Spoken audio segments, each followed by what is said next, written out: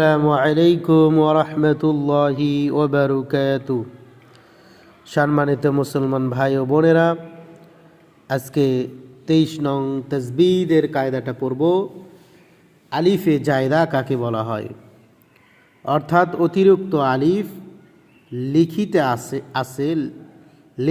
আসে কিন্তু পড়তে আসে না। লেখার সময় আসে কিন্তু পড়ার সময় পড়া যায় না। আলিফে জায়দা চেনার উপায়: যে আলিফের উপরও ছোট গোল চিহ্ন পাওয়া যায় আলিফে জায়দা তাকে কয়। আনা শব্দের আলিফকেও আলিফে জায়দা বলা হয়। তো আলিফে জায়দা টেনে পড়া যাবে না। আনা শব্দের আলিফটা হরকত সারা।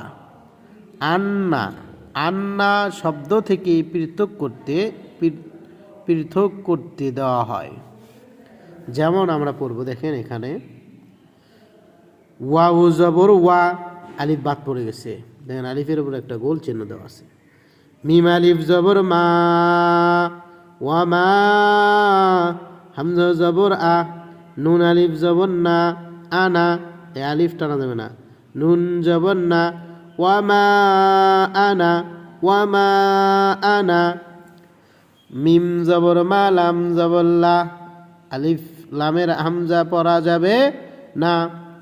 মালা হামজা জের ই, হা খারা জের হি, মালা ইহি, অক্ষ করলে কবি মালা ইহ, মালা ইহ, এর আগে গোলহার চিহ্ন পড়ে আসলাম। ওয়াও জবর ওয়া, মিম আলিফ জবর মা, ওয়া মা, হামজা জবর আ, নুন জবর না, আনা, ওয়া মা আনা, এটারই ওয়া মা আনা, ওয়া মা আনা আছে, ওয়া মা আনা, ওয়া মা আনা। সামুদা, সামুদা পড়ব কি? সামুদা। লা ইলাহা, লা ইলাহা, লা ইলাহা, লামের আলিফ পড়া যাবে না, পড়ব লা ইলা, লা ইলা, লা ইলা, লা ইলা। আল্লাহ তাআলা তৌফিক দান করুন।